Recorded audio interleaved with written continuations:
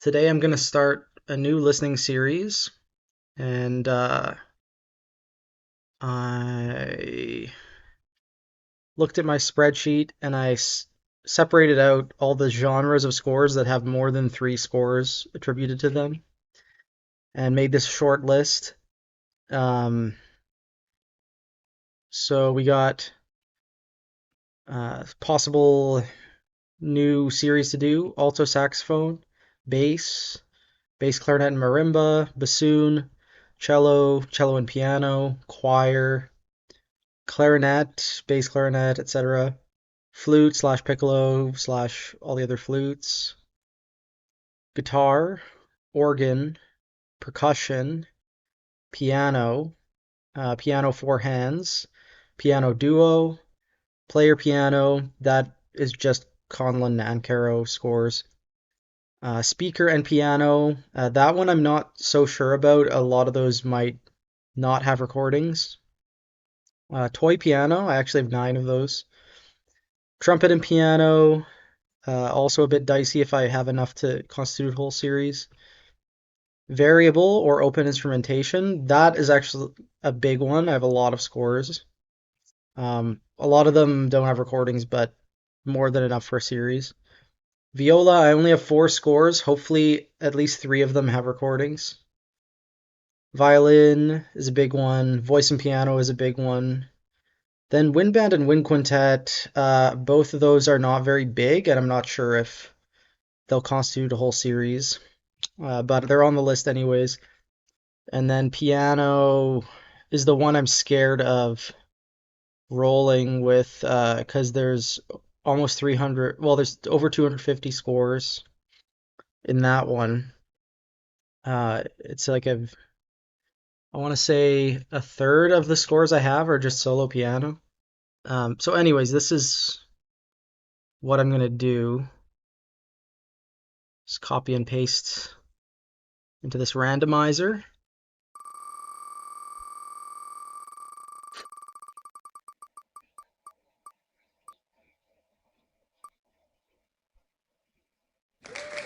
Okay, wind quintet. Let's see if I actually have enough scores to make this a series. Okay, we're in the clear at least. I looked at the first 3 of them and they all have recordings. So that's going to be our next series. Not what I was expecting and not what I was hoping for, but whatever. I was kind of hoping on a solo one because we just did a whole bunch of large ensemble, but chamber's fine too. And at least it's a small one. I might even get this out of the way before I go out to Halifax for a workshop. So it might end up being kind of convenient for me. So today's piece then is going to be Aulós for Wind Quintet by Mexican composer Lara.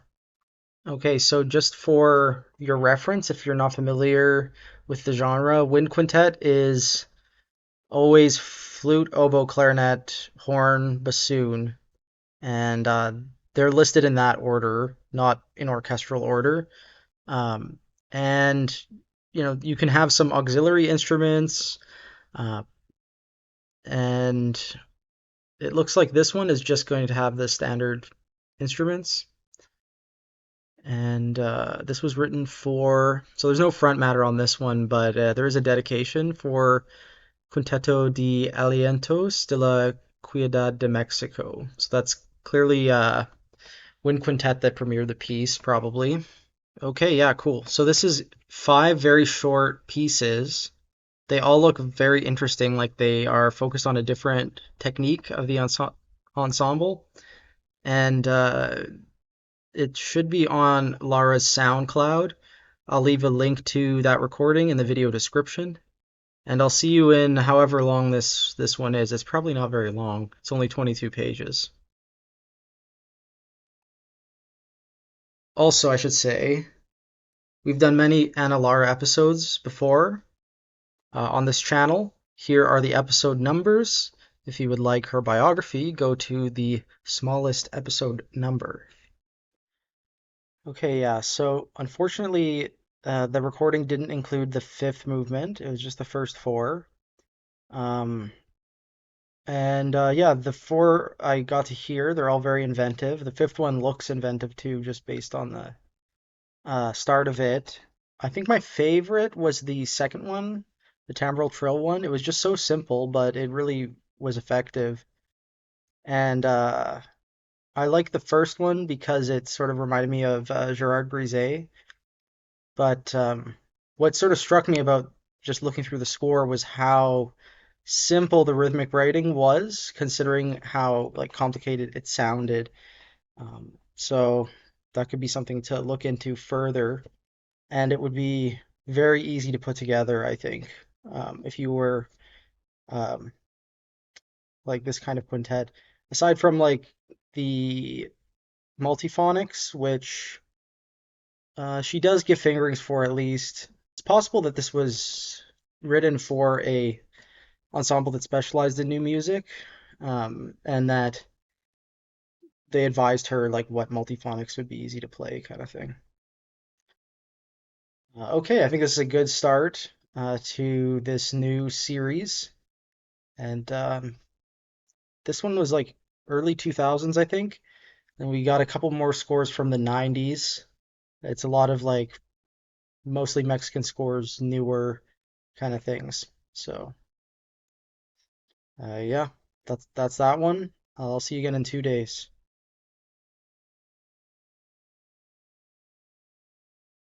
So today I'm going to be listening to another wind quintet. This one is by American composer Kory Reeder.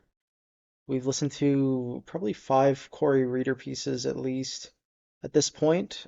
So if you like this one, I would direct you to the other episode numbers listed below.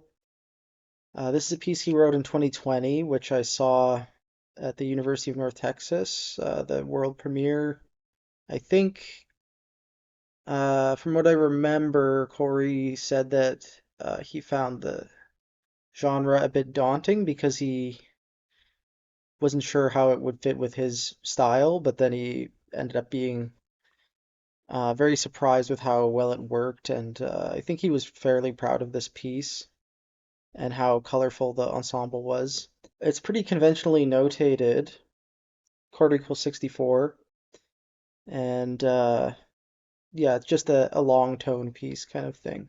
So some performance notes.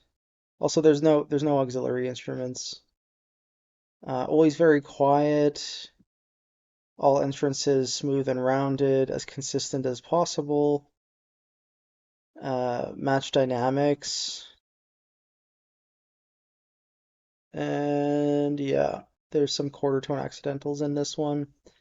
Corey says in the program note here that he likes working with microtones in electronic pieces, like sine tone pieces, but has not incorporated it much in his acoustic musical language, I guess.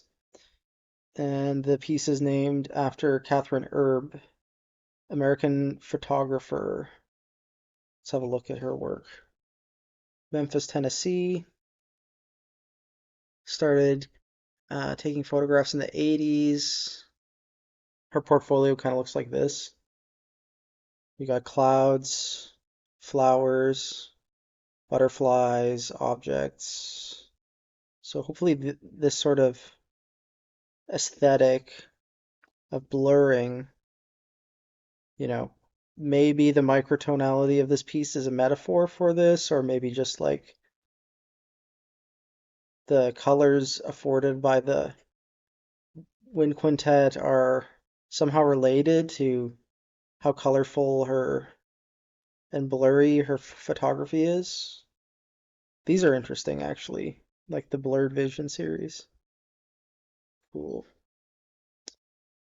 So yeah, I guess this is technically realist photography. Is that what you would call it? Um, but it's heavily impacted by the medium of the camera and the lens. So cool. Well, I think we should give this thing a listen. The recording's in the video description if you need it. And yeah, I'll just let you know my thoughts. It should be a short piece, I think. Yeah, so this was a good one. Probably my favorite Kory Reader piece I've gone over so far. I like that it's so committed to this idea of just working on close interval stuff, and the silences that start halfway through the piece are really nice. It's funny, the last wind quintet we looked at also had well, it had a whole movement devoted to just flute, oboe, clarinet. This also has a really big flute, oboe, clarinet moment. Something I personally would not immediately think to do if I was writing for wind quintet, but it's kind of cool. Um, and clearly popular between diverse composers.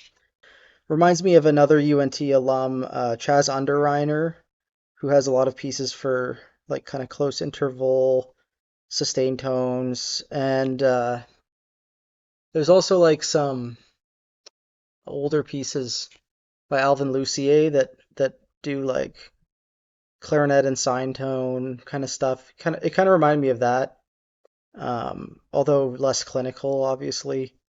So yeah, very cool. Not what I was expecting. I guess I didn't really remember what this piece sounded like from when I heard it way back. Looks very easy to put together and rewarding.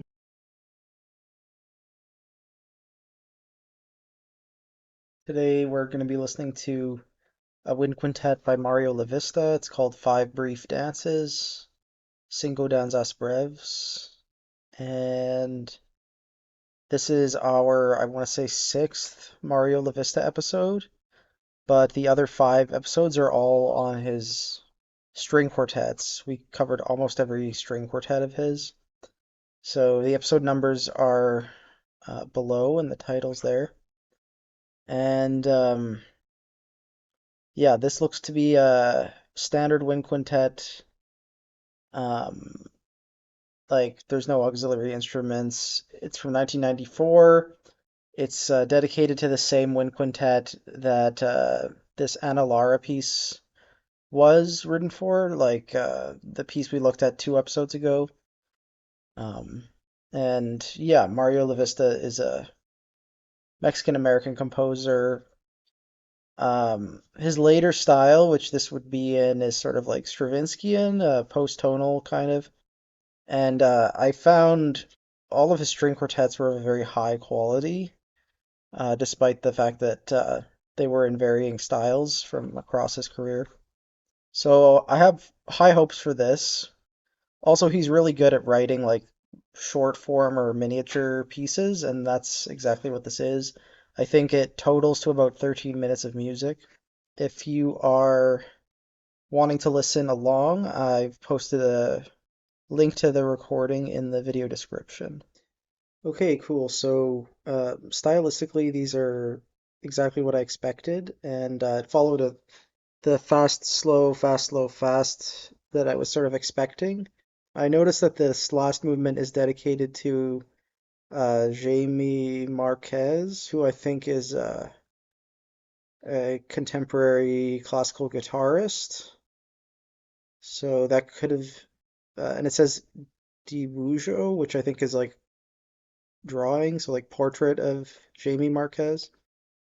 Um, I'm wondering if the other movements have anything. Yeah, I don't see anything, any other sort of dedications or anything. But this score is incredibly well notated. I don't know if it's as compelling as his string quartet writing because he's not giving the musicians a lot of room to breathe, and he's very sort of conservative with their ranges. Um, so, but other than that, I think it is a very interesting wind quintet. Like, I would much rather listen to this at a chamber music concert than like a Mozart transcription or something. Like, it is sort of compelling in its own way. But it definitely presents some challenges to performance. Like there's all this mixed meter stuff, and there's no room to breathe, and there's like everyone's playing all the time. Everyone's expected to balance, which seems really, I mean, it's really remarkable what he asks of the performers in terms of like just having to match each other's dynamics all the time, which is a little bit inspiring, like some very quiet horn parts that blend in completely. I don't know if I have a favorite movement. I do like the how the first two movements flow into each other. And I think that's probably the strongest part of the piece. It loses me a little bit from the third movement onward, but yeah, that was our wind quintet by Mario Lavista. If you enjoyed this, I highly recommend getting into Lavista's music. I've been really enjoying his string quartets, and I think I have a few other pieces by him that we'll get to eventually. Like, it looks like there's like an octet here of some kind. Anyways, this is it for today. 2 days from now, we will be concluding the Wind Quintet series with a piece by third Mexican composer, Victor Rasgado.